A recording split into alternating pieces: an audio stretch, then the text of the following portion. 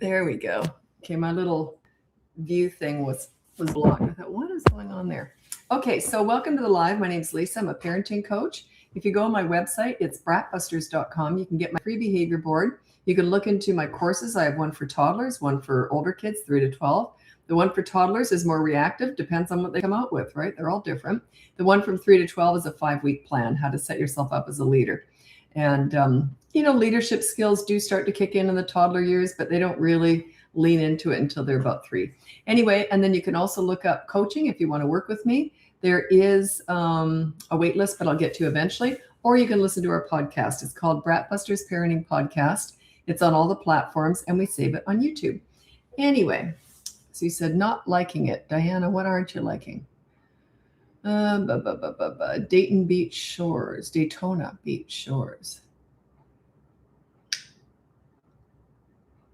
Shores. I know where that is. Lansing, Michigan, Lauren.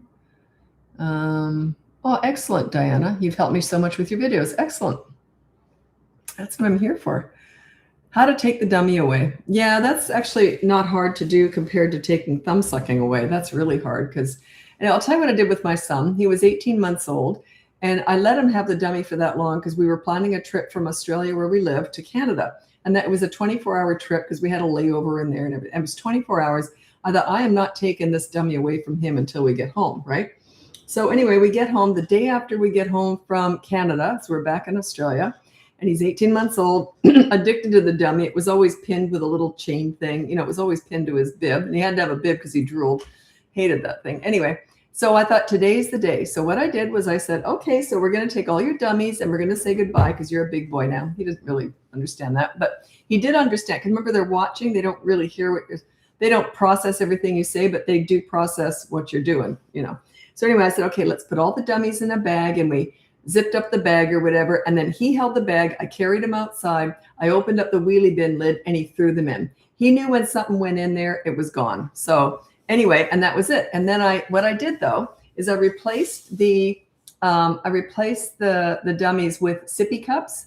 So I bought him something new to replace it with. He drank a lot of water because he was so used to sucking on the dummy. Now he's sucking on these little water cups all day long. And I used cloth diapers. Went through lots and lots and lots of diapers. But yeah, he never asked for it once. I was stunned. And I thought for sure he was going to be upset, but no, he wasn't. It was absolutely shocking to me. Anyway, but every so often he'd go like this, looking for the dummy, and then he'd look over at me, and I'd look away really quickly. I wouldn't get eye contact with him when he was thinking dummy, right? So yeah, he never asked for it again. So I was shocked. It's not usually that easy, but that's what I did. But I replaced it with something else. I don't just take something away. I like to replace it with something else.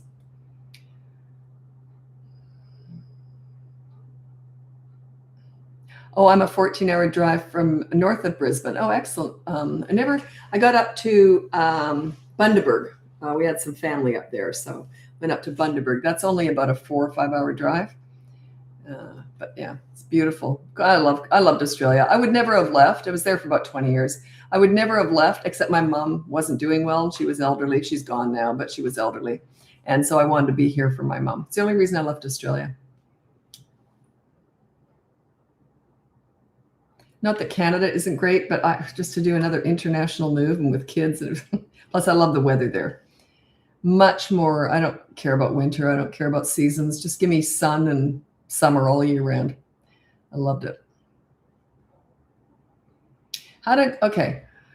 This is from Katie. How to get boys to stop being so rough. They love wrestling, but someone always gets hurt. Of course. They don't know all the exceptions and the rules. And when you allow wrestling, it's sort of like you jumped out of a plane and then you want to stop the descent. I mean, wrestling is combat. It's just, well, I don't know why they don't wrestle nicely. Wrestling is combat, okay? And especially when they're young, if they're not professional wrestlers and there's no coach there, or referee there, of course it's going to get carried away. So you're sort of setting them up for failure with that. You just are. They don't understand. Wait a minute, it should be gentle. It is combat. There's a winner and a loser when you're wrestling. So it doesn't make any sense to allow them to wrestle and then get mad when they get wild because you set that up, right? So I would literally just say, okay, I'll tell you what, no wrestling. If you want to stop the combat, you want to stop the getting hurt, you're just going to have to put a ban on it, say no wrestling. right? Because think about it. Wrestling is combat.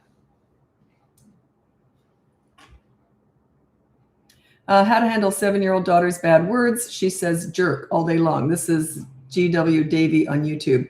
Just put down no bad words or name calling on the behavior board. And that's her rule. And when she does, there's a consequence. Yeah.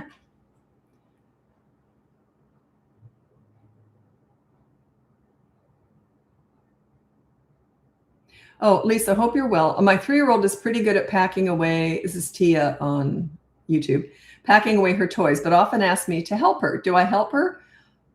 Or do I let her do it herself? Well, it depends. If it's one of her chores, I would let her do it herself. But if it isn't, sure, I'd help her. Sure. But if it's one of her chores, you have to pack your toys up. So yeah, she's 3 years old. You can have that as one. What's wrong with my camera? It's angled wrong. Anyway, so it just depends if you consider that a chore or not. I would definitely have helped my kids. Let's get this packed away, then we can go somewhere or whatever. So yeah. Okay, well, you said if consequence on board is to clean the sink, but the rule is broken twice and sink is already clean. No, you don't need to have the same consequence. The consequence can be do a chore, and you can just mix it up. Sweep the kitchen floor, clean the top of the baseboards in the den, wash one window. So yeah, you can just put do a chore within 15 minutes of being asked to do so, just like it says on the behavior board. So you can mix it up every single time. It doesn't have to be the same chore, right?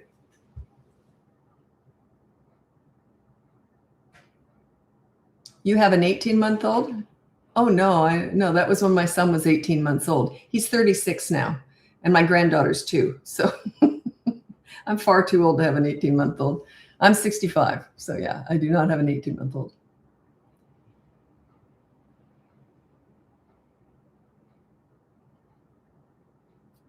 So I'm just scrolling ahead to make sure you're still here when I answer. Okay. Oh, Marissa, you're not going to like my answer, but I'm going to read this out. How to help 9-year-old boy with ODD at home, won't listen at school is fine. Okay. ODD, oppositional defiant disorder. Doctors have told me it's just a terminology that they made up to make moms feel better. That's what they said. It's not a medical diagnosis. Okay. It just isn't. It just means that you're not a leader. That's all it is. And they're just trying to make you feel better. And that's what doctors have told me. Okay. So yeah, oppositional, it just means you're not a leader. If he's good at school, he will follow a leader. You're just not one. He doesn't respect you. You got to work on your leadership skills. That's all I'm teaching here. That's it. That's all I'm teaching here. At home, won't listen at school is fine. At school is fine. Yeah. That says to me that he will follow a leader. You're just not one. So work on your leadership skills. Start with my free behavior board. It's on my website, BratBusters.com. If you want the boot camp course, it goes from 3 to 12 years old. You might want to look into that. But yeah.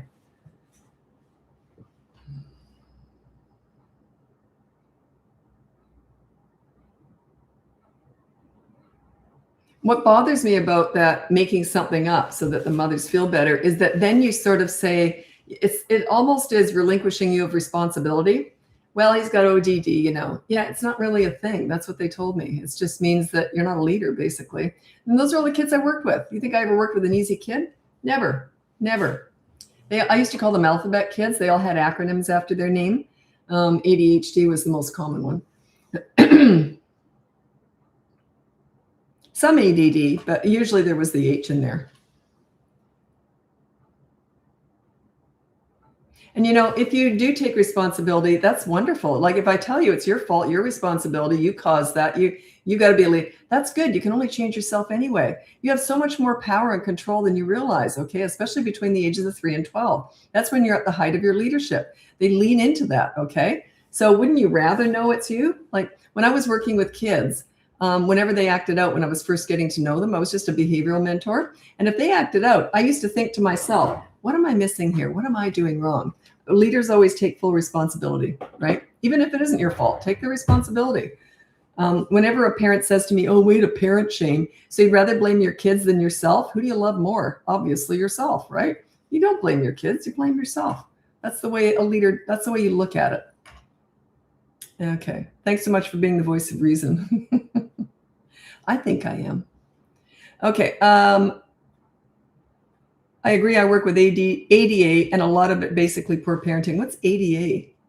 Is that one of those ones I keep? I'm not a doctor or anything, so I'm going to look it up. It says diabetes. I don't know what ADA is. You mean ADD? ABA. Oh, ABA. That's the one I keep looking up. And I always have to look it up. I'm not a doctor or anything, so I don't have to know about these. Oh, applied behavioral analysis. Right. Okay. Applied behavioral analysis. So that's not a condition. That's what you do. Is that right? Okay.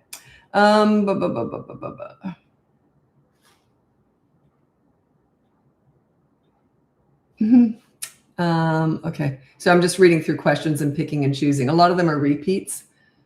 So.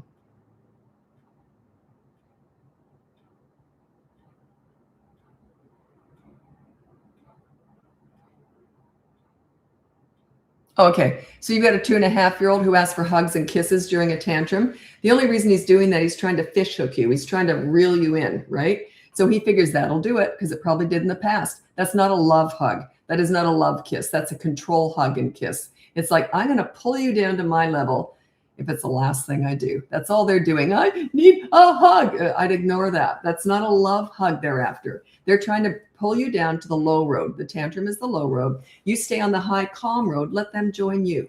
That's all we're doing. When you're standing there ignoring a tantrum, you're waiting till they calm down. Now you're both on the calm road, right? So yeah, I need a hug. It's not a love hug.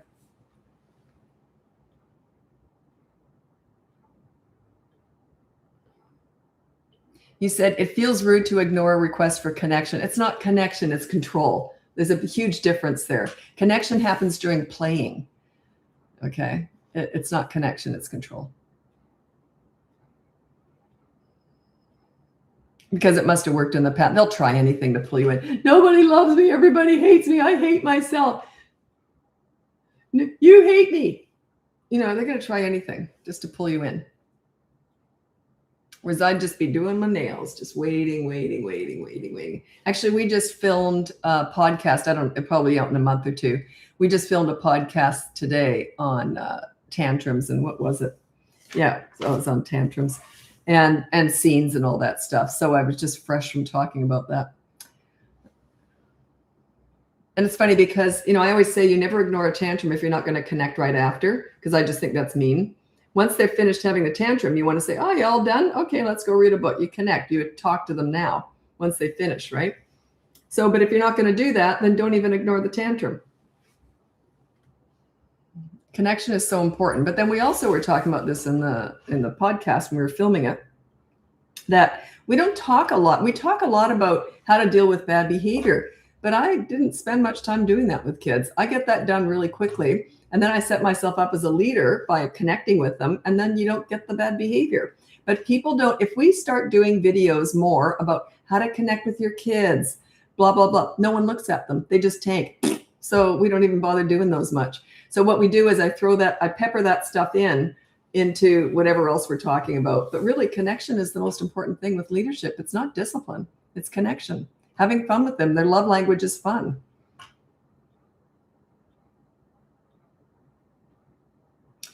Oh, no, I can't talk about it. I know lots of people out there. There's a video that was going around a while ago. We were going to talk about it today on the podcast and try and change the subject. I don't like embarrassing parents on here, but there's a lot of videos out there where they show a kid having a tantrum or something. And then, you know, parenting coaches talk about it. We don't do that because I don't want to, you know, embarrass the parents. But anyway, but yeah, we were watching. My daughter said, look, I want you to look at this and we're going to try and talk something about that. And we just couldn't do it. We just couldn't even come up with it. It just tanked. But yeah, you won't see me commenting on videos or anything because if the parents aren't looking good, I'm not going to do that. So, but anyway, the advice that they were getting, the most common advice, my daughter was telling me this. I don't look at any of that stuff. She does, or it gets sent to us or whatever, but she does all that. And I couldn't even watch it. The advice I thought was so stupid. It's driving me nuts. That's why I've never looked at anyone else teaching parenting. It was driving me nuts. I said, turn it off. I can't even take it. It was all this, you know, get down on their level, hold their hands, say, use your words, all that garbage. It's just crap. It's absolute crap. It's such bad advice. That's not what they need, okay? Ugh. Yeah, it's driving me nuts. Plus, whenever I'm insulting anyone or any method, I'm never insulting anyone because I don't know I don't know who else is out there. So I can say whatever I want.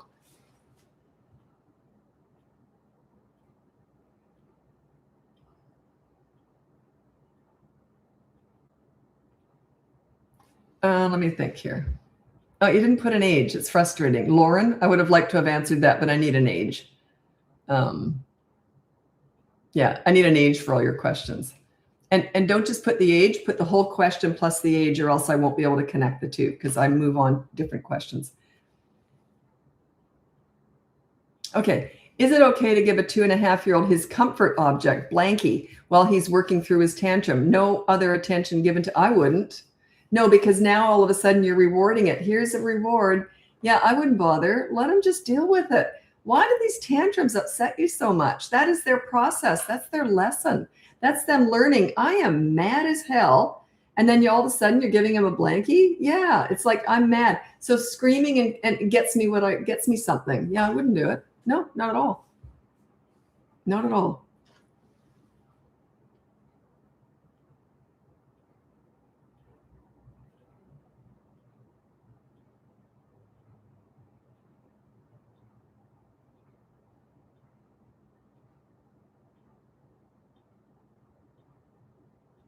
Oh, okay. This is a tough one. That's why I'm going to read it. This is from Jenny. My 11-year-old chose to learn cello, playing 3 years now.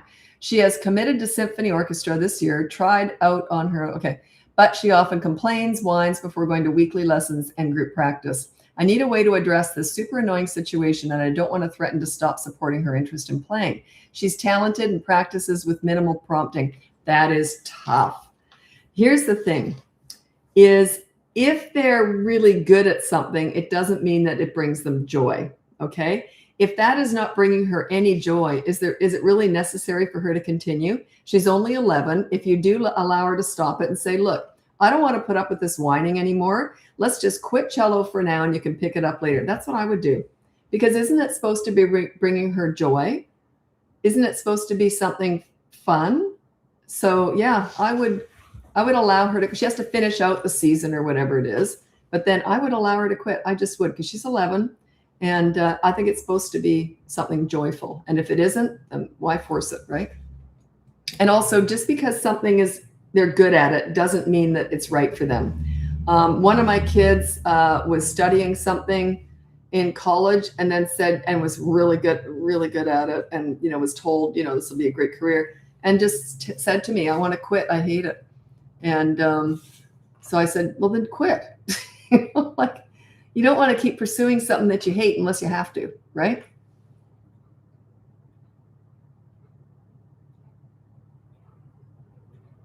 Like, I never put my expectations on my kids other than, you got to pass school and, stuff like that. You got to be a good kid. You know what I mean? But that extra stuff, I never put I didn't have any. It's just like, well, you're making your own choices. They're not my choices. I mean, they're your choices, how you want to lead your life. Like, I know a lot of people struggle with their kids, maybe don't want to follow their religion, stuff like that. They're not mini yous. They're their own individuals. I think when they get to a certain age, they're allowed to start choosing for themselves. You don't want them to be just a reflection of you. That's very self-absorbed, right? They're allowed to have different ideas, different beliefs, different, I really like to encourage that. I never wanted my kids to follow my path. I want them to follow their path. But this comes up quite often, especially with religion, as you can imagine. Okay, good point. And it's frustrating for me too, Corinna. Had great results with your method. Just wish you had more resources on teenagers. Me too. We just haven't had time to do a teen course yet. They're my favorite age. I started my business with doing teen crisis work. So they're my absolute favorite age. They're the ones who told me I should teach this, was all the teens I worked with. So I just love that age. Anyway, I will read out my top 5 tips for parenting teens. The reason why I can't answer a lot of questions with teens on here, by the way, your main goal with teenagers is your connection. Don't even think about dealing with their behavior until you start getting some mutual respect going. because you can't do anything about it anyway, right? They're not going to listen to you. They're not going to hand over their phone or anything until you get some mutual respect going. A lot of parents are frustrated when they hire me to work to coaching and they've got teenagers, because I say, well, let's work, and we'll pick something really little to put on the behavior board. We just call it like a rule chart or something with teenagers. But then we don't even address the behavior that they hired me for. And I said, no, we've got to build up your base first, right? So it takes like a couple of weeks to do that, at least, to try and get some skill level on how to deal with teenagers. So, and then we can start negotiating and working on stuff, but it's tricky. Okay, number one with my top 5 tips for parenting teenagers. Number 1, listen to understand and show empathy. You don't listen to gather information to lecture with, or they will shut you out. If they want your advice, they'll ask for it. They already know it anyway. Number 2, negotiate as much as possible with teenagers. Okay, it goes something like this. Hey, I want your dirty dishes in the dishwasher from now on. What do you want from me? Negotiate, okay? Always start with a bit more than you want and be willing to go down. You always give a bit, right? Number 3, don't sweat the small stuff with teenagers. If they do something stupid and it's not a big deal, just say, well, that was stupid. Do you want, and laugh it off. Like, do you want to hear what I did when I was your age? Or do you want to hear what I did yesterday? We all make mistakes. It's okay to not be perfect. None of us are. Life's messy. People are messy, right? Number 4, don't leverage the good times to discuss the bad times. I'll often teach parents how to connect with their teenager. Then they want to discuss all the ways they've disappointed them the last 2 years. Every so often, someone will slip through and do that, and then it's just a disaster. When do you discuss the bad times? Never. There's no point. It's just revenge on your part. Don't do it. Okay, and your revenge is when they have their own teenagers, and you can just sit back and watch the show. So that's it. It's a slow burn. Number 5, you can be a right fighter or you can be happy. Can't be both. Okay. Teenagers will die on any hill. Even if they know they're wrong, they'll keep arguing. They're just going to die on any argument hill. Just say something like this. I'll tell you what, let's just talk about it later, or let's just forget it. Okay. You can be a right fighter or you can be happy. Okay.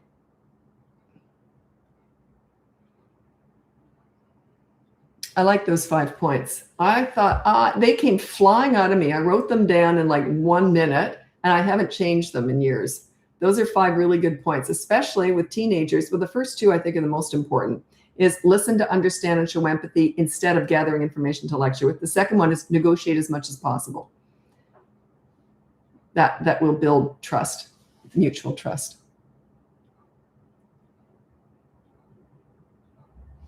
Oh, no, you don't pick up a toddler when they're tantruming. No, that is engagement. No, you're nearby, but you don't pick them up. They don't need to be picked up. Okay. They want to put, well, they're doing, they just want to drag you into it. That's all they're trying to do. It's short-term pain for long-term gain. I always say, they're really miserable when they're having a tantrum. So let's shorten them. Let's stop them. And this is how you stop them. Or would you rather drag it out for years by engaging with them? Yeah, I know how to stop tantrums. It takes time, but I know they'll diminish over time, right? If you do it my way, because they'll only do what works at a certain age. They just stop doing stuff if it never works. But if you pick them up, they're going to think, well, I can get picked. If I have a tantrum, I can get picked up. See, there's a positive to having a tantrum. I don't give them any positives. So yeah, I'd rather end their pain, right? End this tantrum. I'd rather end them as fast as possible. I'm always investing in tomorrow. Everyone wants to know, well, how do I stop tantrums today? You don't. You're investing in tomorrow, right? Was that well said? I never say anything well. How did I say that well? What did I say? Maybe I should remember it so I can repeat it. Nah, forget it. I'm not good at planning anything.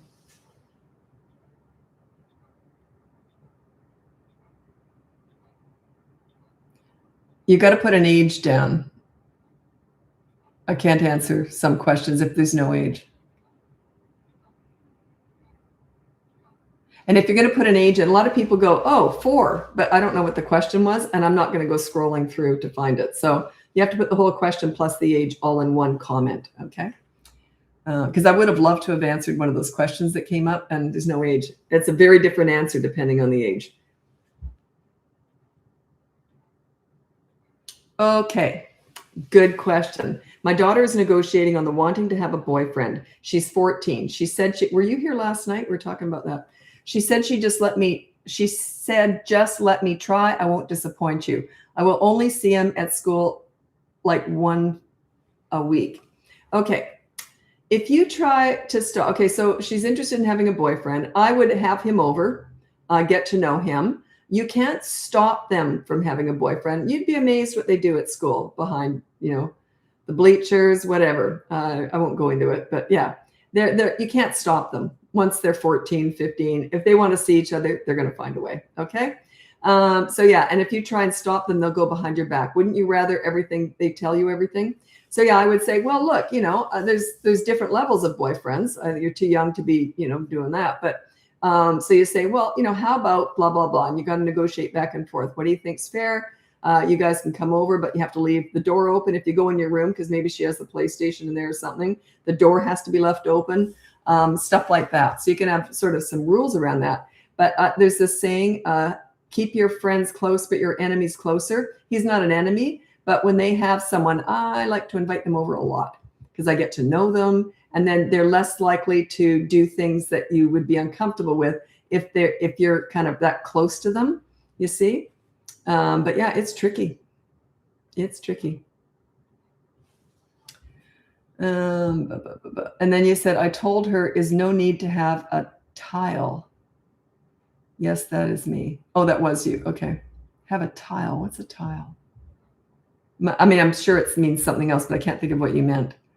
Okay. Okay. On to another question. This is not Nilya on YouTube. My 4-year-old resists to every decision I make about our day, etc. Always wants to do his thing and will give us hell if we don't. He gets very annoying and whiny, and it's not like I give in. Okay. I don't know what's going on there, but I can't give a quick answer to that. Sometimes people will say, I'm doing everything you said about tantrums, but he's still disrespecting me, still whatever. But it's not, you can't just do one thing really well. This is a whole package. Like you've got to ignore the tantrums effectively. You've got to have systems. You've got to have a bedtime routine. You got to play with them in their world. It's a whole system before you're a leader. So yeah, I'm thinking that you got to work on the whole system. So you might want to check out my boot camp course if you want to know how to become a leader in 5 weeks. Or if you don't want to buy the course, you can just look at the behavior board. That's, of course, a step down, but it goes into the first 3 weeks. In week 4, you go off the boards. Like I would never use a behavior board. I want that kid looking right at me. Like there's no way. It's a teaching tool, and it's a really good one. I invented it like 20 years ago, but I put the parents on it. Because if you're not accountable, you're just a dictator. You've got to be accountable for your own mistakes too. Oh, I don't let anyone in on these videos. I did it once years ago, and I won't go on about it, but it was a disaster. They just wanted the audience to sell their stuff. Okay, you need to put an age down because I just can't answer. Sometimes if it's a general one, but a lot of my answers would be very different on different ages, like a 2-year-old and a 12-year-old, very different answers.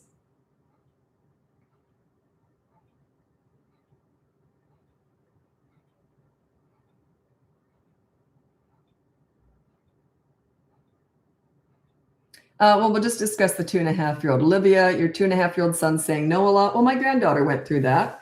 But the thing is that if she said no, we'd just go, well, it's happening anyway. Like, hold my hand, we're crossing the street. No. And then I'd just take her hand and we'd cross the street. So if it's something that has to be done, I don't care if she said no, I'm holding her hand. So she kind of learned that. I don't think she's going through that as much now. And she's just a couple months ago, she was 2. So yeah, that's just follow through. They're just trying it out, right? They're just giving it a go. It's lots of fun to say no. So if she said no to me, I'd just say, well, you're going to hold my hand anyway. So hold my hand. No. And I just take her hand. I follow it up with action. I don't discuss it. I just, okay, hold grandma's hand. No. Grab her hand, off we go. So yeah, just follow it up with that. They're just testing you. They don't really know what no means. They learn it has power if you react to it. So yeah, just say what's going to happen anyway. I told her there's no need to have a title. Title? What does title mean? In reference to the boyfriend. I don't understand this. Okay.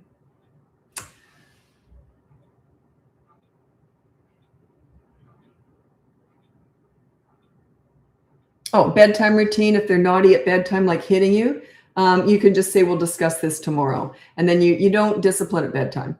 You just say, we'll talk about that tomorrow. That's how I talk, right? Not, we'll talk about this tomorrow. Never do that stern voice. Makes you look weak. It's a threatening intimidation kind of thing. It makes you look weak, like you're scared.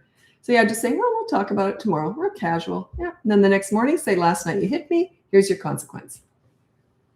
See my tone? I sound very casual. Oh, title is in the boyfriend-girlfriend title. Oh, is that right? Or are you the same person who's on YouTube and Facebook? Anyway, boyfriend-girlfriend. Don't get picky about that. Don't try and micromanage it. Yeah, I wouldn't worry about that. They love to say boyfriend, girlfriend. I think I had a boyfriend when I was in grade 8, but didn't. I think it lasted 2 days or something. Yeah, don't worry too much about the details.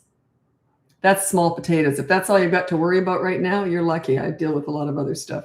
Okay, listen, I've got to go over to Instagram now, and I'll be on YouTube the whole time. If you want to join me over there, then it will be BratBusters Parenting. If not, you can check out my website, BratBusters.com. It's, sorry, what am I thinking? I just say it so often I lose track because I can't hear myself talk anymore. So anyway, BratBusters Parenting. You can get my free behavior board. You can look into my boot camp courses. I have one for toddlers, one for 3 to 12-year-olds. The toddler one is more reactive to what they come out with doing because they're all different. The 3 to 12-year-olds, very different. It's a whole 5-week. It's a course. It's a system. It's a process. How to set yourself up as a leader. It's all you. It's all about you.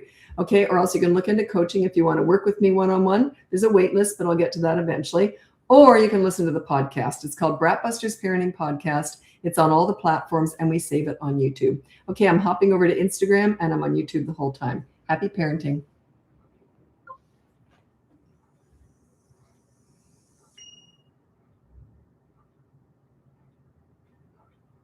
Whoops.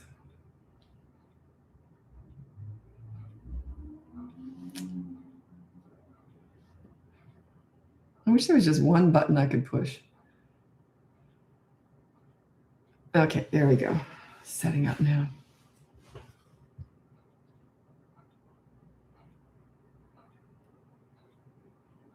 Okay, I can sort of answer questions if you add the age later on YouTube because that's my tiny platform, right? Like I've only got like 50,000 on there. So I don't get many comments on YouTube, but if it's on one of my bigger platforms, I need to have everything all in one spot because I can get hundreds of comments. So, but I will read this. Someone said, you suck. I probably wouldn't like you either. That's why you should never worry what someone thinks about you. Because if they don't like you, chances are it would be mutual. So who cares? Okay, that's just wisdom. I'm 65. I get it. I was always like that, though. Okay. Now I'm going to read this out. It's Melora.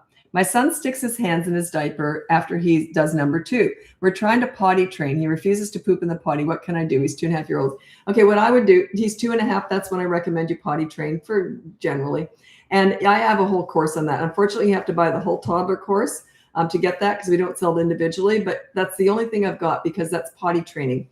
And what was I going to say about that? The only other thing you can do, but he's 2.5. He's going to be able to get out of any clothes you have. I have had other things that I've done with kids or recommended. If you get them clothes with suspenders and you do them up at the back so they can't get the buttons or whatever. So you could try something like that. It's not a straight jacket, but you get the idea. But yeah, check out my potty training course if you want to. It's in my boot camp course. And I've got everything in there for toddlers. Okay. Oh, from Vancouver. Excellent. Welcome. I think I got a couple of clients in Vancouver, but most of my clients they're all over the world. I've got some in Dubai right now. I got to tell you, I'm kind of worried about them, but anyway.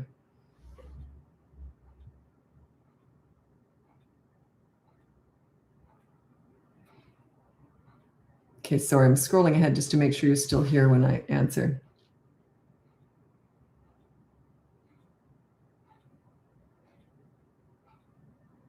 Okay, 4-year-old who hits, yells, throws, and the behavior board isn't working. Okay, so he won't do the first consequence. There's always 2 consequences for kids. The first is a positive action. If they won't do that, then you resort to the negative deprivation.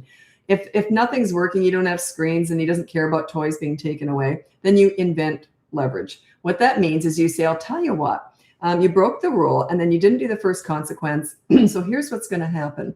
We were going to surprise you by taking you out for donuts, the playground, something that you were going to do. You were never going to do it, but you tell them this. Say, we were going to surprise you tonight by going out for donuts. But because of, you didn't do the first consequence, so now we're not going. Let him have a fit. And then he said, can we go tomorrow if I'm good? Say, no, it was just going to be a surprise for tonight. You do not owe him that. If you say, sure, if you're good tomorrow, I hate that stuff. That's a rewarding for good behavior. You never do that. Never.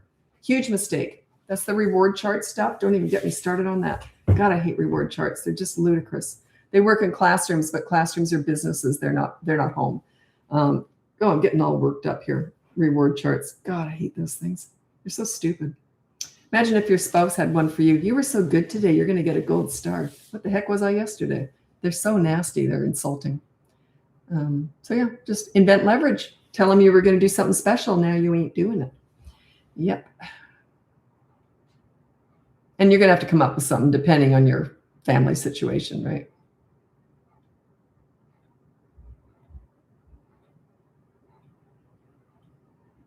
Oh, another Vancouverite. We had a little bit of snow today, but it didn't stick on the ground. Maybe out in the suburbs it did, but I'm downtown. Did snow. It's our first snowfall in this winter. Okay, you're not gonna like me, Ashley.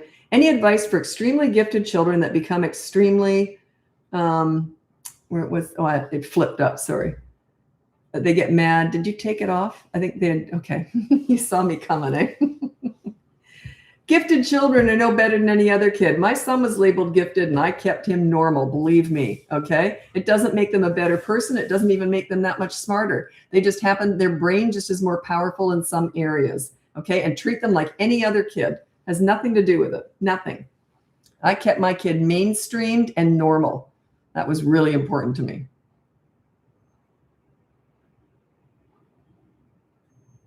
I'll tell you the funny story though.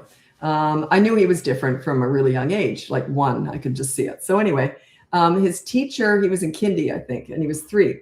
So they brought in like a few people, they assessed these little ones so that if they have gifted schools, right? So they came in, they assessed him and they offered us a spot in this gifted school. I turned it down. I hate all that segregation stuff. It just messes them up. Anyway, so I said, no, I'm not interested. They were shocked. It was all free, this gifted school. Because he was, gifted, so dumb. Anyway, so I took my gifted son, to the mall right after that. So we're at the mall. He dropped and had a tantrum, and I looked down at him and I thought, yeah, you're gifted, all right. This means nothing, right?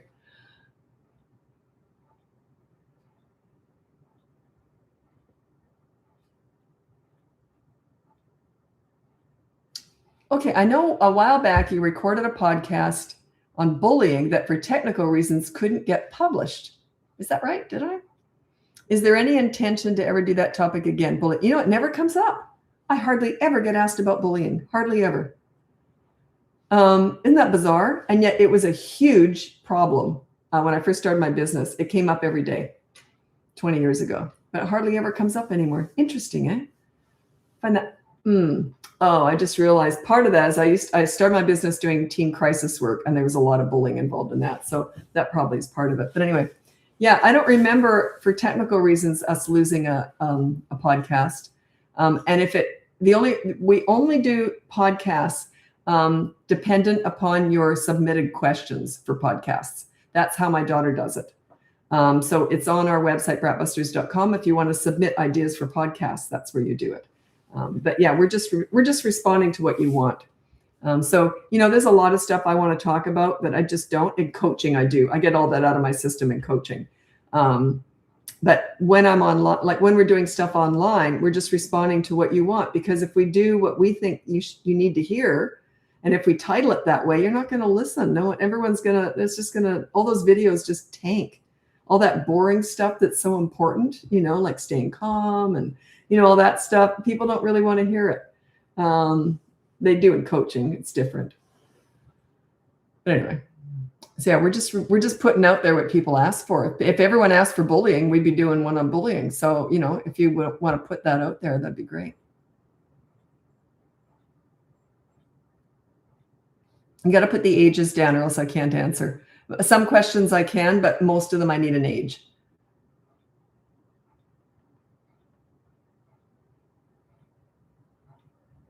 You got a 2-year-old who's very aggressive with a 5-year-old. The 5-year-old whines and lets him hit no matter how much we tell him, move himself and come get us. What else can we do? What you could do, you could put on the behavior board, when the 2-year-old is hurting you, you have to come and tell us. If you don't, I don't like the consequence though for that. I'm not sure. I'd have to ask more questions.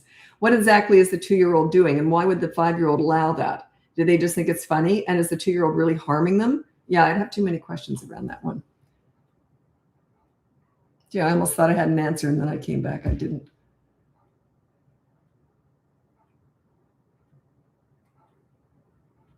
Oh, another thing about that gifted thing, because I'm so opinionated on this. My daughter got a lot of attention for her looks when she was really little. And I thought, uh-oh. And I told both my kids, okay, so if you're gifted or if you're beautiful, never take credit for those things. Don't even be proud of them, because it was just something you were given, okay? You didn't earn it. You should be proud of how you treat people, how you put yourself out in the world, what you do. You can only be proud of things that you do. You can't be proud of gifts that were given to you, okay? So I didn't focus on that stuff, right? I focused on their kindness and their behavior. That was my focus. So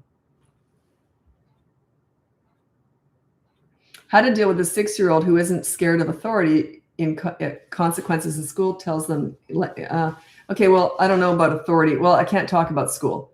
So, and I don't teach authority. So I don't quite know. And I don't teach school. I don't know anything about it. So yeah, he sounds kind of cheeky. So what's he like with you? You know, if you're a really calm leader, he doesn't act like that anywhere. They just don't. Past the age of 3.5, or 3 to 3.5, if you're a really good leader for your children, you bring out the best in them, and they respect themselves and others. So you got to work on your leadership skills. That wouldn't happen. And then he said, tells them like it is. There's nothing, that's not good. Yeah. It's just cheekiness. But that's a sign that your leadership needs some work. Okay. Oh, sweet. This is Camille. Been applying the things I've learned since following you, and I have a different kid. Works wonders. Perfect. Well, I didn't do anything. You did. Good for you. Pat yourself on the back. That means you put the work in. We're always investing in tomorrow, not today. People want to know, how do I stop the tantrum today? You don't. You're investing in tomorrow.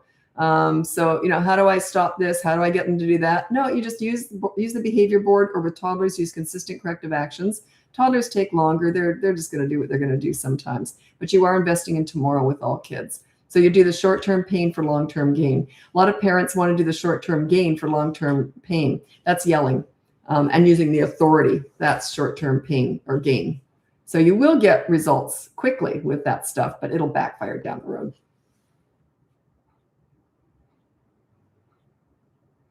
How can you work the behavior board when your 3-year-old is speech delayed? If there's no cognitive delay, then it doesn't make any difference at all. They don't need to talk to follow the behavior board to understand it. And a lot of kids have speech delay issues, but if it's cognitive, that's different. And that would be coaching. That would be more of a challenge, but you know what I mean? So yeah. And most kids who have speech delay, from my experience, do not have cognitive delay.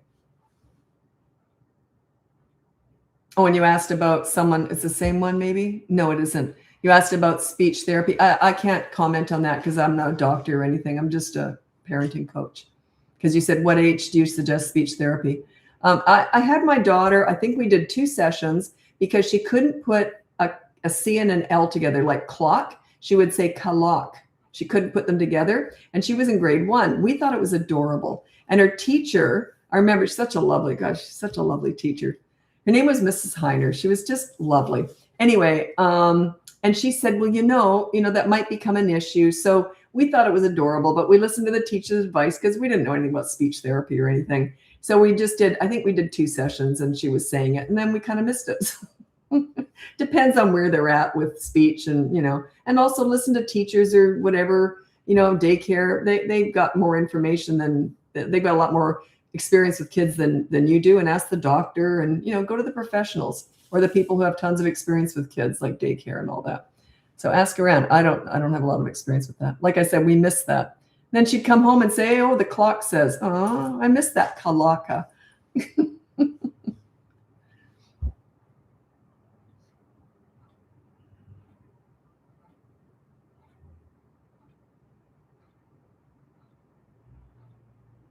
Oh, you got a 2.5-year-old who's saying going to the potty. Just make sure they don't have anything to eat or drink 90 minutes before bedtime, and then just ignore them. Let them pee the bed if they're going to. That's what I would do. Okay. And then just clean it up and just say, oh, well, okay, back to bed, just back to bed. If you look up bedtime battles, you'll see how I do that. You can literally just Google BratBusters bedtime and a whole bunch of videos on that, on how to keep them in bed. But yeah, I would call their bluff. And if it isn't a bluff and they pee the bed, just make sure that there's lots of plastic sheets and, you know. Yeah, they're just working you. But if they haven't had anything to eat or drink for 90 minutes before bedtime, they're less likely to do that. But I'm thirsty. Oh, that's good. You'll be even thirstier tomorrow morning then. You know, like they'll survive. They usually just come up with this stuff, just unless they have some medical condition, you know. Do I give a consequence when a 3-year-old won't come to put their shoes on? Okay, you can won't come to put their shoes on. Oh, so many different ways of doing that. You could just say when we're leaving, if you don't get ready within 5 minutes of being asked to do so, when we get home later on, there'll be a consequence. You can literally put that on the board. Get ready to go within 5 minutes of being asked to do so. That, and put down what it is: shoes, jacket, whatever they need. And if they don't, then you're going to have to struggle. Just say, okay, come on. The 5 minutes is up. Come on, let's get your shoes on. We'll talk about it when we get home. When you get home, you go to the board, say, look, you didn't follow the rule. You didn't get your shoes on. I had to go and whatever. So yeah, just follow through with that. Be very calm, very organized.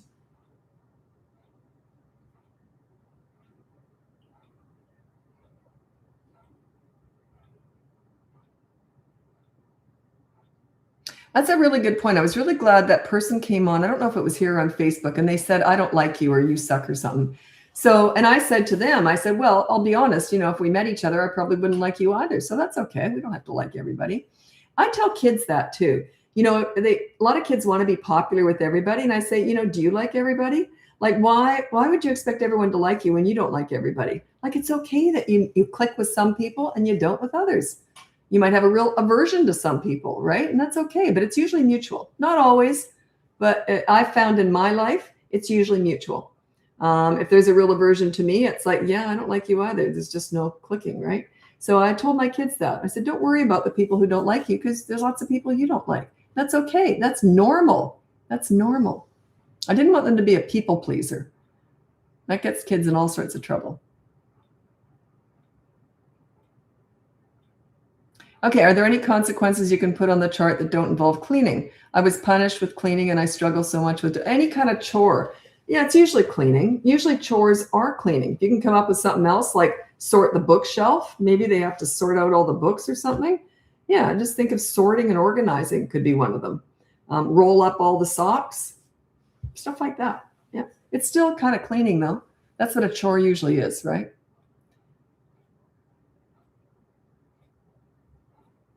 Oh, good for you, Camille. Tantrums were weeks, even months of progress, but now it's change that sticks.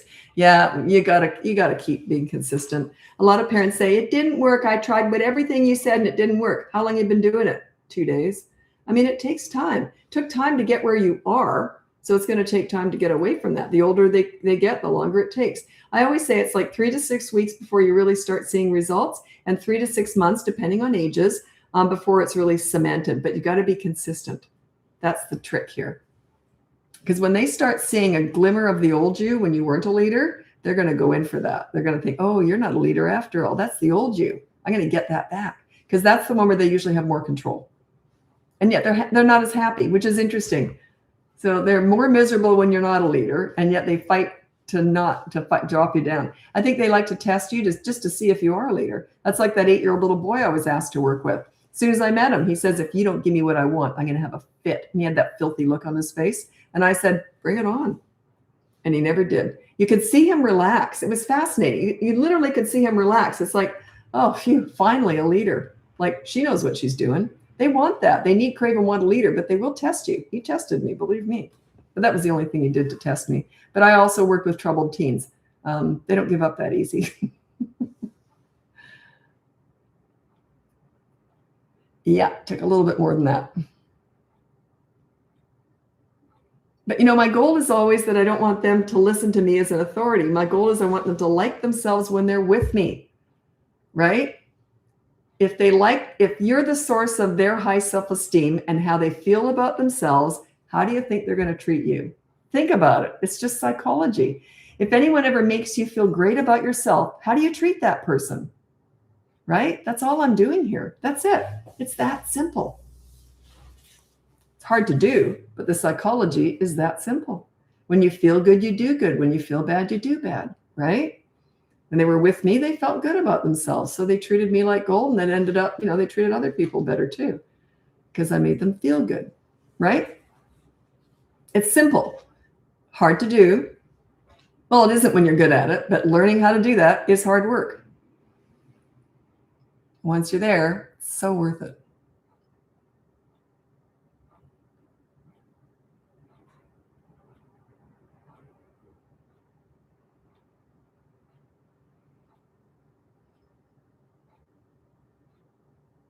Oh, okay. Good question. I'm sure a whole bunch of other people are going to go, yeah, I get that too.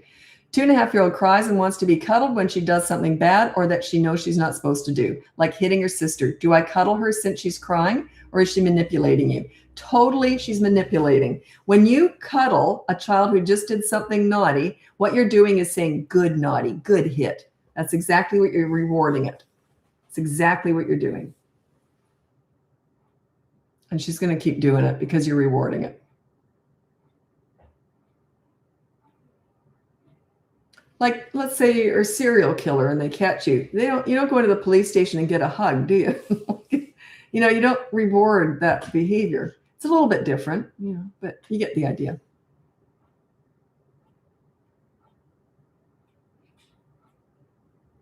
Oh, is a 2-minute timeout of, oh God, I hate timeout. I can't stand timeout. I'm going to read the top. Where is it? Oh, 3 common discipline methods that I hate. 1 is timeout. It's not the worst. It's number 3.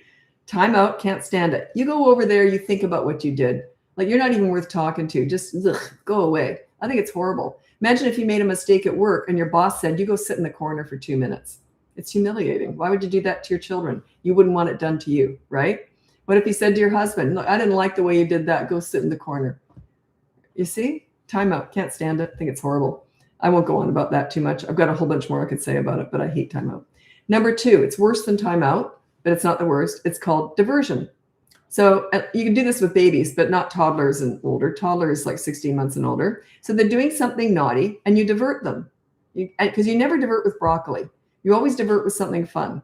So they just hit their little sister. Ooh, look at the candy over here. Diversion is a reward. That's how they see it. Okay. The worst one is the countdown. This is when they're doing something naughty, like hitting their little brother or something, and you say, you better stop by the time I count to 3. 1, 2, 2.5, 2 3/4, 3.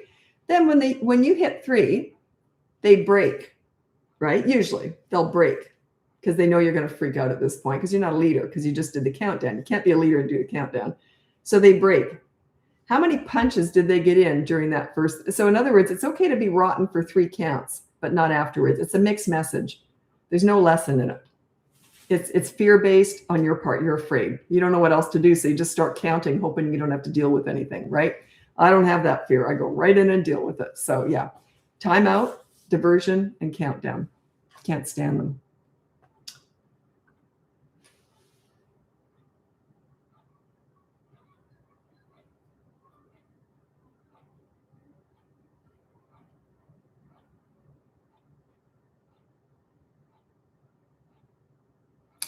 "22-month-old, okay, rips glasses off my face, then scratches my face. Also pulls my hair. So hard to stay calm in this situation. Is saying no enough? What else can I do? Put her down. Soon as she goes for you, just say no and put her down like that. It's got to be fast. She's got to connect it. I am rotten to my mother by scratching her face. I get put down. Therefore, she won't do it anymore. It's going to be a slow burn. She's going to be really upset when you put her down. Let her process that. Let her learn. Their fit scenes, meltdowns, and tantrums are when they're learning. That is their lesson. If you intervene in that, they're not learning a darn thing, right? So yeah, just put her down like that. If you're sitting on the couch with her, stand up. Don't give her access to you. As soon as you see it starting to happen. Yeah, you're actually condoning it by allowing that. As soon as you see it starting, I'd grab the hand really quickly. If she was going for my face, I'd just say no and put her down like that, fast. And then calm as anything. Don't discuss it. All these mini therapy sessions discussing bad behavior is absolute garbage. It's crap. I know it's popular out there. I never look at it, but my clients tell me what's going on out there. But yeah, it's just garbage, absolute garbage. I actually saw this about a year ago or so. I didn't think anyone was still doing this. But a kid was having a fit and the parent got down on their level, held their hand, got eye contact and said, use your words. Oh, it's so dumb. It's so dumb. It's just awful. If you want me to go on about why that's so dumb, I will, but you've probably already heard it. Most people are regulars here. That was painful, though. I struggle with that. That's why I've never looked at anyone else who teaches parenting. I've never read a book on it or anything, because kids taught me all this. I'm kid taught. They're the best teachers. But I've worked with hundreds of them, so, and I've raised a couple, so. But yeah, they're the best teachers.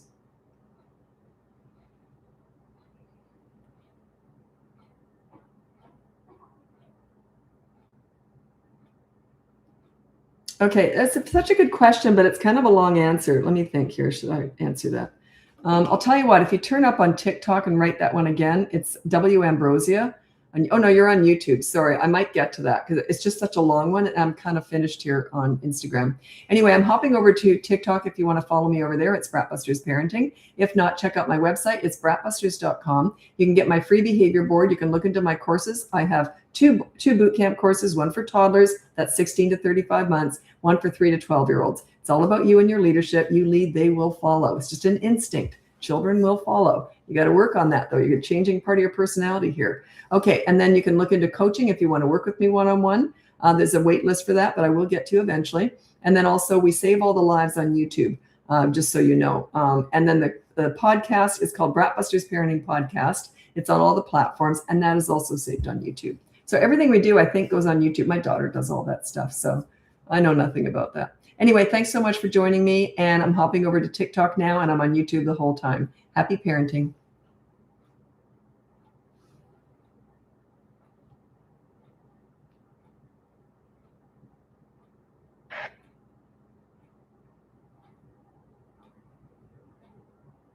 Boy, I did that fast. That was a good one. My thumb's in action there. Okay.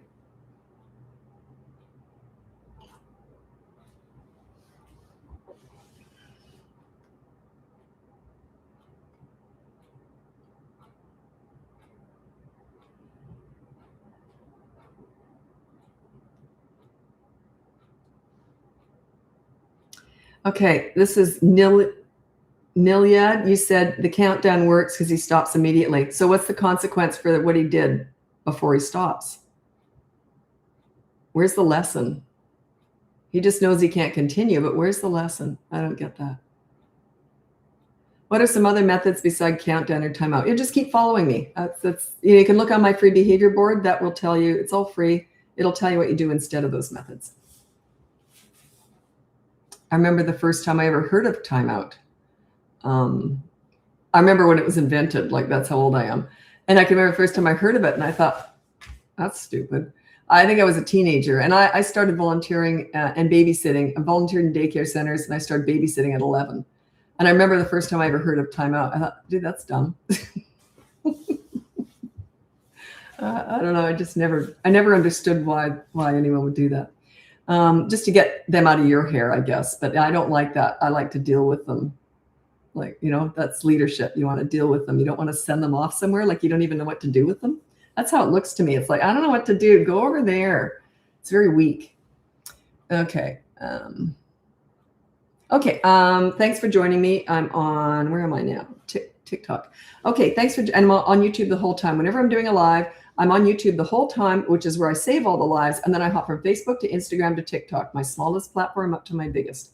Anyway, let's get going with the live. My name's Lisa. I'm a parenting coach. If you go on my website, it's BratBusters.com. You can get my free behavior board, my boot camp course for toddlers, which is more reactive, like whatever they come out with, it's in there usually.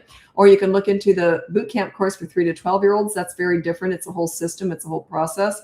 5 weeks to set yourself up as a leader. It's a whole process. Anyway, week by week, it's timed out. It's just paced exactly how I do coaching. How I plan to do coaching. It often goes off in different directions. But anyway, or you can look into coaching if you want to work with me. I do have a wait list, but I'll get to eventually. Or you can listen to our podcast. It's called BratBusters Parenting Podcast. It's on all the platforms, and we save it on YouTube. Everything goes on there. I didn't know that. I was telling people none of our videos are on YouTube. My daughter said they're all on there, Mom, because they're shorts. I didn't know that.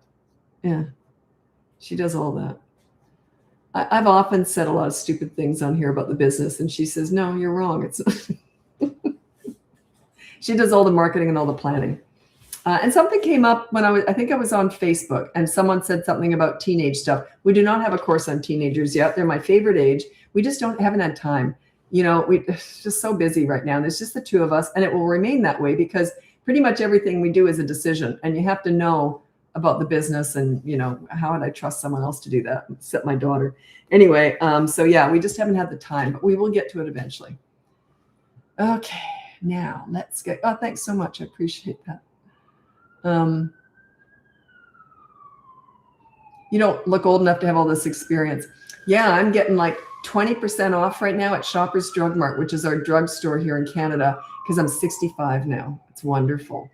I love it. I love my 60s. I don't know why. I do. I look the worst I've ever looked, but I love my 60s. Isn't that funny, eh? I don't know why. I wasn't as big on my 50s.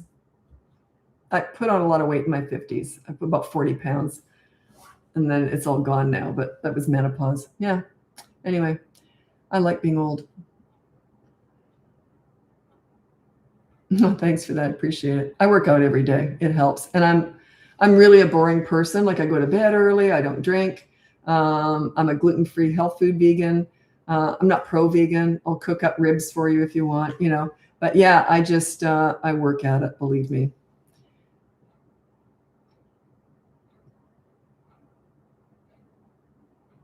I met this woman, this was funny. She wasn't a very nice person, and I just ended up running into her somewhere, and we just started chatting. And she didn't I think, to be honest, I think she had some issues. Seriously, she was all over the place, just kind of scattered. I realized that after a minute of talking to her, so I kind of tried to get away. Anyway, so she said, oh, you should do this. And I said, well, it's not really my thing. And then she goes, well, when you get more wisdom when you're my age, then you'll understand. And I said, well, how old are you? And she goes, well, I'm 53. And I said, well, I'm 65. So she not only did she stop talking, she walked away. Oh, it's so funny. Oh my God, when you get some wisdom. I'm older than you, doopy. Okay. Okay, enough about that. Jeez, what am I doing? Okay, well, it's because I'm, it's my third stop here on the live. Okay, a parenting coach shares tips. Oh, that's AI summary. I keep reading that out. It's TikTok does that. And they're letting people know a parenting coach who shares tips for toddler behavior. I don't know why. It's just, that's new. That just started in the last week. My 14-month-old has started telling me no during tantrums. How should I handle this? No, just ignore it. So what if they say no? That's okay. And they're just a baby still. And I don't handle tantrums the same way with a baby. I use redirection with a baby. So up until about 16 months, I use redirection. I don't just stand there and ignore them like I do when they're more 16 months. It's a gray area, but around that. But anyway, before 16 months, what I do is if they're having a tantrum, I use indirect redirection. What I mean by that is I might take, I do little skits for my granddaughter on here. So, anyway, this is Walter, by the way. Yeah, Walter does all sorts of stuff. He even toots sometimes. Pardon me. Anyway, so let's say, so you've got a 14-month-old and they're having a tantrum. I might go over and start talking to Walter. I might say, oh, what are you doing? And they can come and join in, okay? So, oh, what are you doing? But I'm not looking at them or talking to them. I am to Walter, but not to the toddler. And the baby, they can just come over and join me. And then it's all forgotten, right? So yeah, you use, it's indirect redirection. You're not inviting them over. You're just providing an opportunity for them to come over on their own, right? And forget about the anger and all that stuff. So yeah, Walter's going over there now. What I do is I make little skits. She's 2, my granddaughter, and I make little skits with Walter, and then I show them to her. So she knows it's me. What's so funny about it is she knows it's me, but I'm doing it like this, and I'm using Walter, and he's dancing and all that. And then I'll just show her the videos and that, and then I'll delete them because they're kind of embarrassing for me. But anyway, but yeah, she loves that because I think she's 2, just turned 2, and she knows I'm doing it just for her. Like, that's what's so great about little ones. They pick up on the fact that you're going out of your way, doing something like this, something silly, and it's just for them. It makes them feel special, and it makes them feel connected to you too, because you're going to all that effort to do that for them. You can see she's starting to really get that grandma's doing this, that's just for her. So yeah, it's lovely. I love being a grandma. My husband got the pool story today. Perfect. The pool story, I highly recommend it. I can't tell it again because I've told it thousands of times. I'm sure I'd soil myself if I had to do it again. Anyway, sorry for that graphic description. Anyway, the pool story is how I treat children. The only thing that I've never mentioned in those videos, I've done a whole bunch of videos on them, and it's in our courses and everything. And the pool story is how I address discipline, and then I use connection to really prevent future bad behavior, whatever. But what I never have mentioned in a video, but it comes up in coaching, and I don't know what, someone said to me once, they said, when you saw him going to get Whaley, why didn't you say, don't do that? And to me, that's obvious. Why would I? It's so dumb because I can't put myself in your shoes because I've always been a leader with kids since I was a kid virtually. So I can't think, like, I wouldn't have thought anyone would have thought to do that. That if you see a kid going to do something naughty, unless it's dangerous, obviously, why on earth would I say don't do that? It doesn't make any sense at all to me. I knew he was doing it, and I was just waiting. I saw him get out of the pool. I saw him walk over towards Whaley. I saw him carry it back in the pool. And it wasn't till he took it in the pool and actually did I want them to do the wrong thing. So then I can exercise my leadership. I don't want to avoid bad behavior. I want them to make their own choices. You can choose to do whatever you want. If I'd said to him, here, look at it this way. If I'd said to that kid, don't bring Whaley in the pool when he went for it, he would have been challenging me for the rest of that party. For sure. Because I hadn't exercised my leadership. That makes you look like a wimp. Don't bring Whaley in the pool. It makes you look weak. Yeah, so it's funny. I never thought to put that in the story because to me, it's just so obvious. But as my daughter says, it's only because this is your thing, Mom, right? Lots of stuff is not, believe me, I'm not good with anything else. Just, I always understood kids. I just get that. Okay. Why does my 7-year-old with ADHD, I don't think ADHD has anything to do with it, seem to argue with every kid she comes in contact with? What's she like with you? Usually they're like that with you too. Oh, hi, Tabitha. Hectic day. Tabitha's a real regular on here. Yeah, we just filmed a podcast today. We only got one in. Usually we do 2, just depends. We only got 1 in today, but it was a good one. It was on tantrums and scenes. It'll probably come out in a month or so. I don't know how. She does them all in advance. My daughter does all that. But yeah, it was a good one.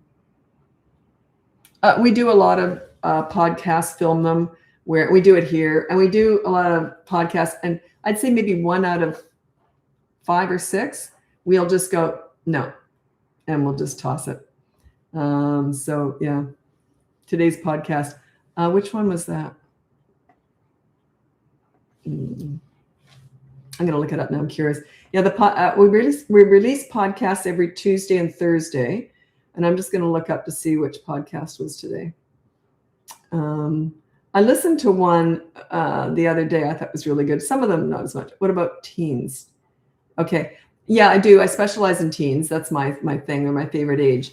But we don't have a course on them yet, so it's only in coaching, unfortunately. We just don't have time to do that course yet.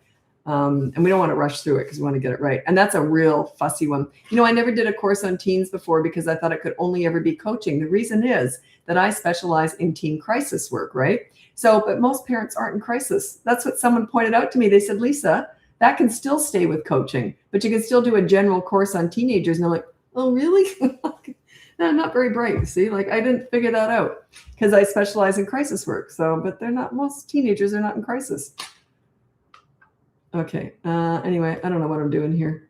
Anyway, I lost track of that. I don't know what the podcast was today, but yeah, most of them, I'm really happy with them because we do toss the ones that we don't like. So the reason for that is it wasn't strong enough, or our energy wasn't right, or we didn't like the questions that were the way we answered them, or the way I answered them, whatever.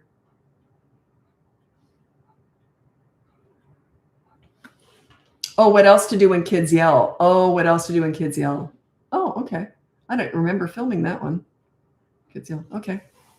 Thanks, Tabitha. One of my favorite ones was the pleaser parent thing. I think my daughter and I got the giggles because I was bragging about being humble. You can't brag about being humble or else you're not humble. So I was saying I'm very vulnerable and humble. What I meant by that is I own my mistakes with kids like that. I'm better with kids than I am with adults, to be honest. Kids, they just bring out the best in me. Anyway, so I was saying how humble I am. So we were laughing at that. And then I said, and then I went on and then I said, yeah. And I said, but what I did is you need a lot of confidence to do that. So then I said, well, now I'm humble and confident.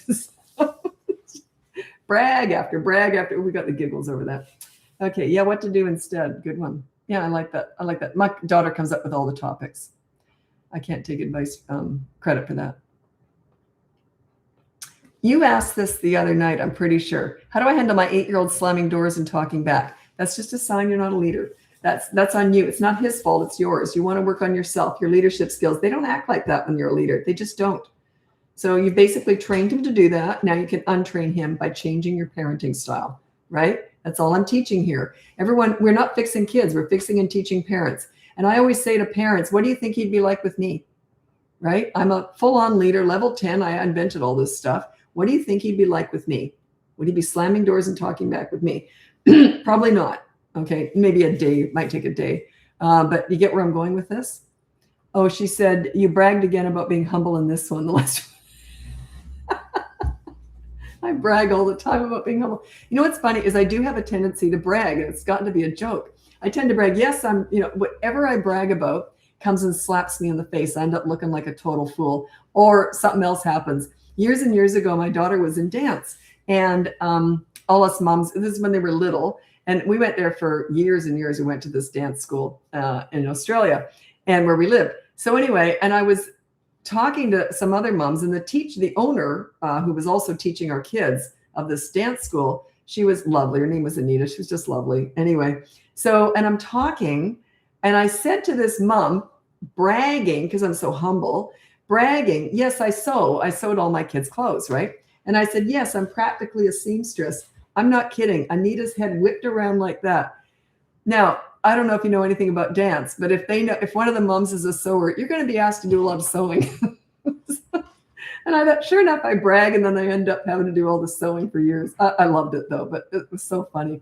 So yeah, every time I do tend to brag, and then when I do, I always end up falling on my face or something like that happens. Whatever. I'm comfortable with that. I'm comfortable being a doofus.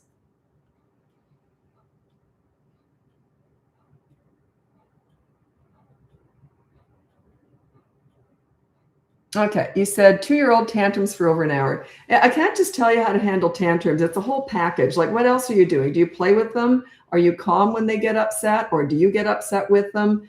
So you can look up tantrums. Just Google BratBusters tantrums. I got tons of videos on how you handle tantrums, and I've also got podcasts on that and everything.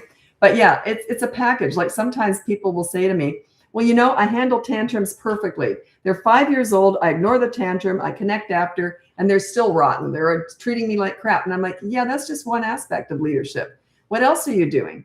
Do you contradict yourself? Are you consistent? Do you play with them a lot? So yeah, if they're having a tantrum for over an hour, you might want to look into everything else that you're doing too, right? So you might want to check out my boot camp course for toddlers too. And some of them will go on for an hour. Yeah. Okay, any advice for my 4-year-old who keeps misbehaving in school? This is Salma. So many talks and consequences. Yeah, I don't know what's going on there. What are they like at home? There's 2 reasons why. Are they good at home? So I don't know. That if they're good at home, they're usually good at school. If they're not, there's 2 reasons for that. But I don't know. I'm just assuming they're not great at school at home either. So you got to work on your leadership skills. But if they're good at home and not at school, there's 2 reasons for that. If anyone's interested, you can ask me. Okay, this is such a good question, Maddie, and you are not alone. She said, I'm so bad at playing. I don't enjoy it very often. What's the secret? Oh my God, have I got a cute story for you? I always get permission for these stories, and I usually change a few sort of details anyway. Okay, I had this one mom, and she said, look, I've never played with kids. I'm not that type. I'm not silly or goofy, because I'm very silly and goofy, so it's easy for me. And you don't have to be silly and goofy. But anyway, so she had, I don't remember. Like I said, I'm going to mix stuff up anyway. I think her little boy was about 7 or 8. He wasn't like 3. He was about 7 or 8. And I said, well, what does he like to do? Because she wasn't ever playing with him. And I said, well, what does he like to do? Or I know what it was. Her rule was no yelling. And if she yelled, she had to play with Lego. He was obsessed with Lego. She had to play Lego with him for 10 minutes if she yelled at him. Make sure you yell so that you have to do it. Sure enough, the first week she didn't yell because she didn't want to play Lego. So I got after her. I said, I told you got to play Lego because you got to yell. So anyway, the second week, so that's the second session. The third session, she comes back and she's got this big smile on her face. And I said, what? And she said, I didn't play Lego for 10 minutes. And I'm like, oh my God, what am I going to do with you? And then she said, I played for 3.5 hours. I said, what? Anyway, she said, what happened was she did yell. Then she said, I'm going to play for 10 minutes. And he sat, and they were never really that close. She loved him, of course, and he loved her, but they were never really affectionate or played together. And when she sat down, she'd never sat down to play with him ever. She sat down on the ground to play Lego with him for 10 minutes. And it turned into 3.5 hours because he came over, sat in her lap, and he rubbed the top of his head like on her face or underneath her chin or something. She said, I fell in love with my son that day. She goes, I loved him before, but I fell in love with him that day. I thought, wow. She didn't like playing either, but she had to do it as a consequence. And then she found that it was such a wonderful experience with her son. So there you go. And I got lots of ideas for that. Actually, that would be a really good podcast. I'm going to mention that to my daughter. Just a second here. Podcast, how to connect and how to play with kids. Would that be a good one? How to play with kids. I'm good. That's my thing. I love that. How to play with kids. If that's not your thing. It came naturally to me because I'm a doofus, but it doesn't come naturally to people. I would say most it doesn't. So I think that's a really good idea. I don't know, I'm gonna, well, she'll tell me what to do. So I'll suggest it and see if she does it, but she's great. Okay. She's in charge, basically. Sometimes people will say, oh, your daughter works for you. No, no. If anything, I work for her. So, okay.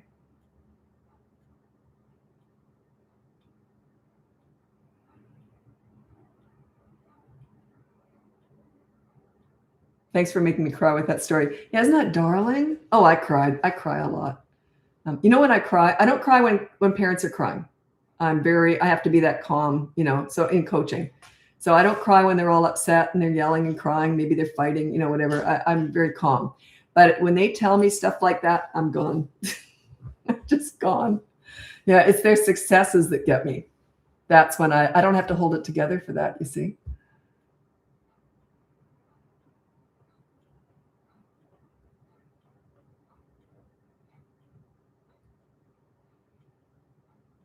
Oh, I could tell you story after story after story about stuff like that. Sometimes I'll get permission and then I choose not to anyway, because it's too identifying. Some of them are just amazing. Like they just never realized how much fun parenting could be. And then, because my role here, this is my legacy business. I love it. I'm in the caring field. I've been working. I was volunteering with kids when I was 11. I'm just always, this is my calling, right? So, but your results are like I love it. I just love it. That's what really excites me. But you can just see the shift in parents when my goal is never that you raise nice kids. That's a byproduct of this. My goal is that you enjoy parenting. I want you to wallow in parenting as much as I did. I loved it. It was the best time of my whole life. It was easy. It was fun. It didn't last long enough. I loved it. Absolutely loved it.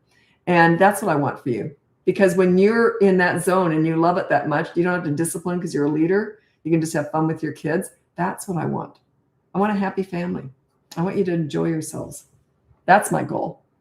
And you will raise nice kids if that's, once you're a leader, that just happens. It happens organically. And then you say, I want to genuinely enjoy it so bad. Just keep watching or look into the courses or keep listening to the podcast. Most people are never going to buy a course or hire me. That's why we got so much free stuff out there, because I want to make a difference out there. I really do. I really believe in what I teach. I really do. I've never looked at anyone else parenting. I've never read a book on it or anything. Kids taught me all this. I just understand them. I know what they need. Okay.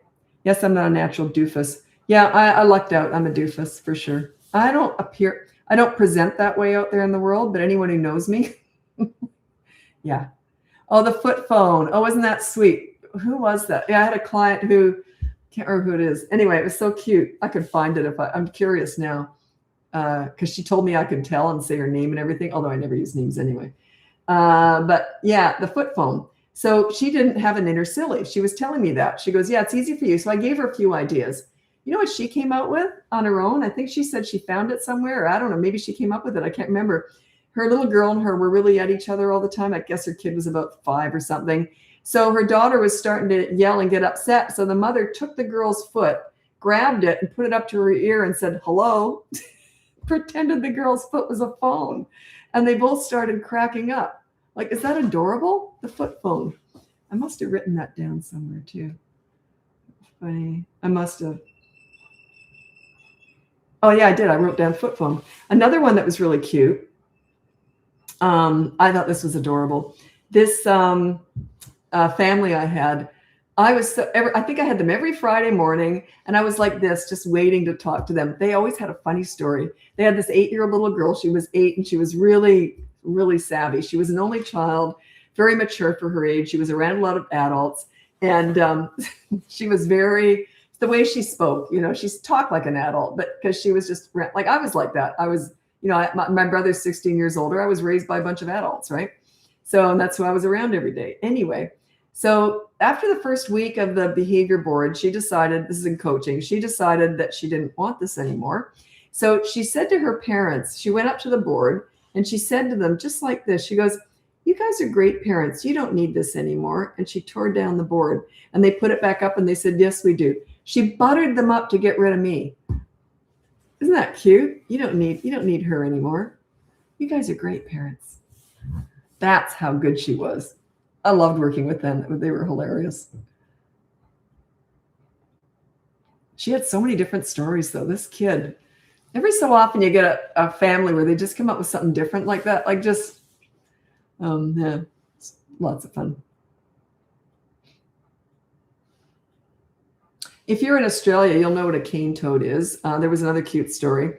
We were laughing at how, I know. What had happened was my daughter, who's an adult, she's 31 now, but she was like 29 or 30, it was last year. And someone said, heads up at a softball game, right? They said, heads up. And I was right beside my daughter. She looked up and I knew I didn't have time to look up. So I grabbed my daughter and I hid behind her. I used my daughter, my precious daughter, as a shield against the softball. Now, in defense, I did that because she looked up. She knew where it was and I didn't. That's why I did that. I'm sticking to that defense. But anyway, everyone around just cracked up like, what a mother. So anyway, so I was laughing about this and one of my clients told me this story. And in Australia, they have cane toads and they're poisonous if you touch them. But I think you have to eat them to really do some harm. But anyway, they're like an invaded species and they just can't get rid of them. So anyway, she says she hates frogs. She saw a cane toad and she threw her 7-year-old daughter between her and the cane toad. It's kind of like I did. I thought that was really cute. She goes, she didn't mean to. It was just a natural reaction. Because I guess her daughter wasn't afraid of them. I don't know. Anyway, it was cute. But yeah, in my defense, my daughter was looking up. So I knew she knew where, okay, whatever. She said, yeah, you can go with that all you want. Good luck with that one. Okay, this one is tough. I've been divorced, newly divorced, and my 6-year-old is having trouble transitioning to 2 different homes. Any advice? When we split up, he still came over for dinner every night for a while there, and just to sort of help the transition. The best thing you can do for your children when you split up is to get along.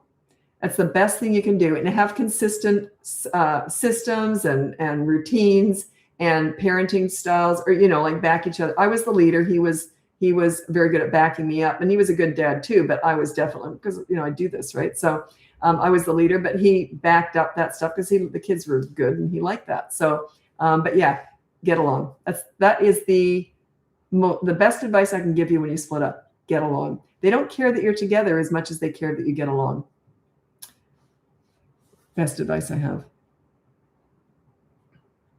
Someone said narcissistic grandparent. I don't know what, that's not a question. Do you know people throw around the word narcissist just way too freely? Narcissists are quite rare, like a real diagnosed narcissist. I'm 65. I've only met one, and it wasn't my ex-husband. No, someone said, was it? No, it wasn't. But it was someone that I knew sort of not really well, but I knew. And I was shocked when I found out what went on behind the scenes. This person was a diagnosed narcissist, like unbelievable. And so you can't always tell, but it's that rare. And everyone has narcissistic tendencies. It's just selfishness, right? So everyone has narcissistic tendencies, but to call someone a narcissist, you got to watch that, because there's not that many of them around. It's quite rare to be a diagnosed narcissist, where they always come first, even above their kids. Yeah, it's a different level.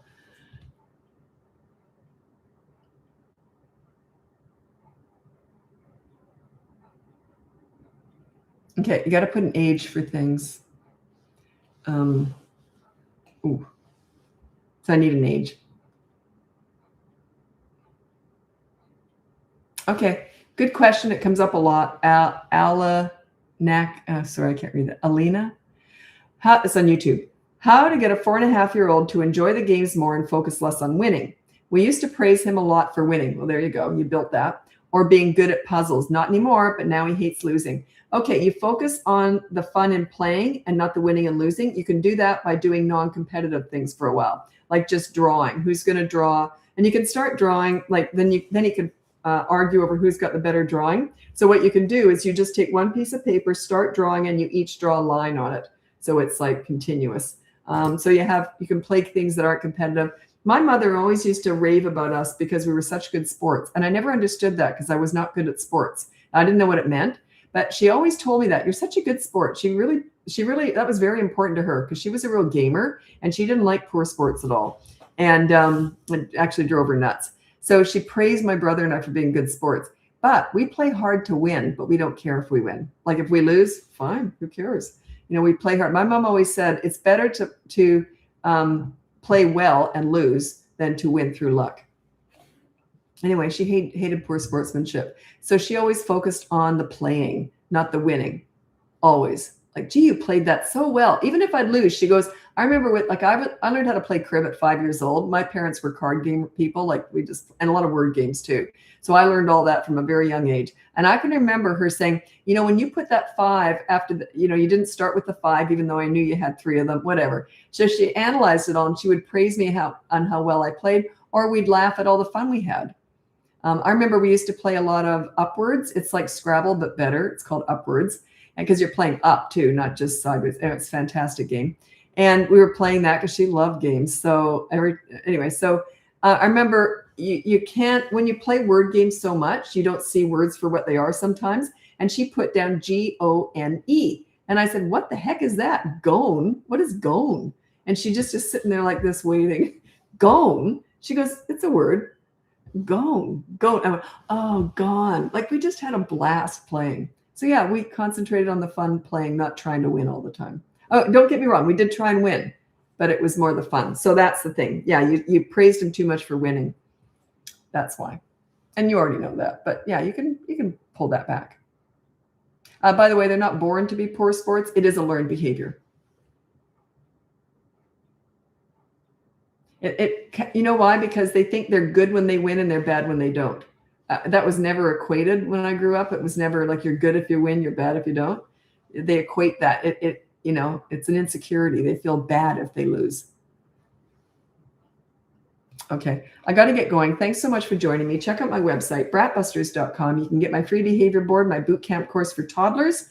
That's more reactive. Whatever they come up with, it's in the course usually. Or you can look into the boot camp course for 3 to 12-year-olds. That's not reactive. That's a whole system over a period of 5 weeks, how to become a leader. And the toddler course is also how to become a leader, but it's not quite set out and scheduled the same way. Or you can look into coaching if you'd like. That's is a big wait list for that, but I will get through it eventually. Or you can listen to the podcast. It's called BratBusters Parenting Podcast. It's on all the platforms, and we save it on YouTube. Thanks so much for joining me. Happy parenting.